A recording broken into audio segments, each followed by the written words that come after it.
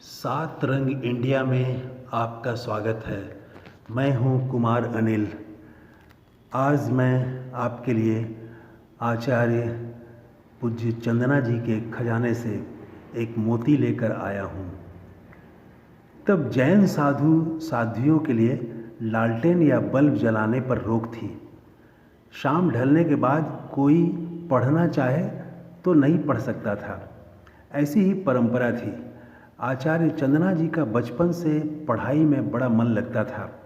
वे बहुत परेशान हुई, बहुत कोशिश की उन्होंने, पर लालटेन नहीं मिली।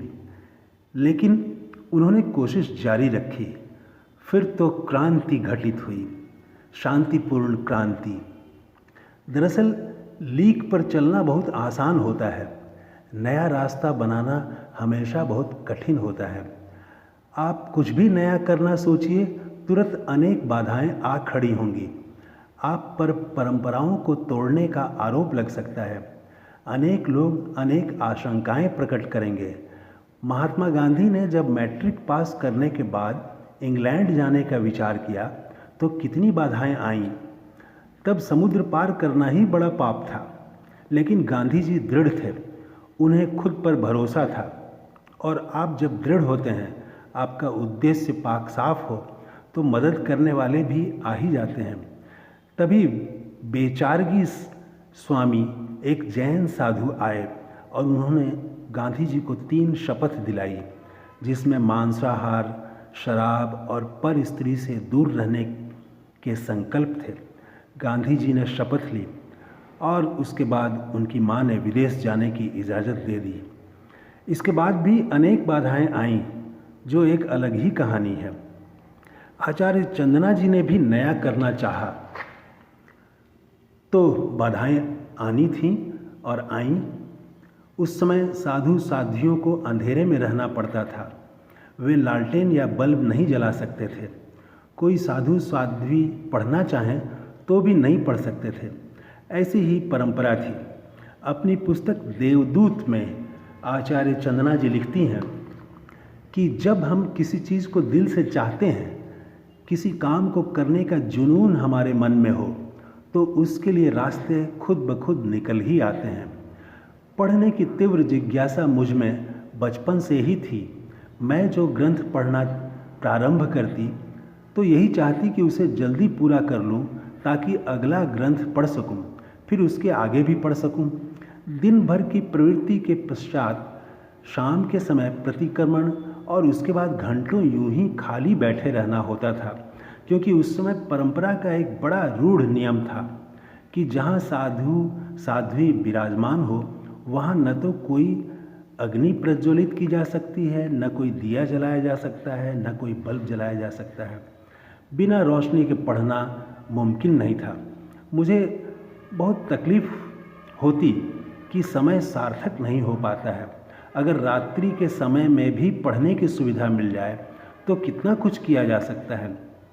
पूज्य बाई महाराज और पूज्य बड़े महाराज से मैं कहती, कोई ना कोई ऐसी व्यवस्था कर दीजिए कि रात में मैं पढ़ पाऊँ। रात का इतना लंबा समय व्यर्थ ही निकल जाता है, मुझे अच्छा नहीं लगता है। कोई ना कोई प्रकाश की सुविधा कर दीजिए, चाहे भगवान से मंगवा दीजिए, पृथ्वी में से निकाल लाइए या समुद्र से, पर मुझे रोशनी चाहिए। बस एक पृष्ठ पढ़ने जितना भी प्रकाश मिल जाए तो मैं पढ़ पाऊँ और समय का सही उपयोग कर पाऊँ। छोटी बहन चंद्रकला साथ में थी। उसने कहा, मैं व्यवस्था कर देती हूँ। वह हर मामले में बड़ी होशियार थी। मुझे लगा कि यह असंभव है, कैसे कर पाएगी वह प्रकाश की व्यवस्था। लेकिन चंद्रकला की सूझबूझ भी गजब थी। बीकानेर जैसी जगह पर, जहाँ सिद्धांतों, परंपराओं और रूढ़िवादिता का चुस्त माहौल था, ऐसे में उपाश्रय में लालटेन की व्यवस्था करना बड़े साहस का काम था। फिर भी 10 वर्ष की चंद्रकला ने कमरे में एक लालटेन लाकर रख दी और कहा कि अब आप यहाँ पर रात में पढ़िए। पता नहीं कैसे और कहाँ से एक छोटी सी लालटेन की व्यवस्था उसने कर दी। मैं तो चमत्कृत होकर उसे देखती रह गई। आमतौर पर बड़े लोग छोटों का ध्यान रखते हैं, लेकिन चंद्रकला ने छोटी होकर भी माँ की तरह हमेशा मुझे संभाला है।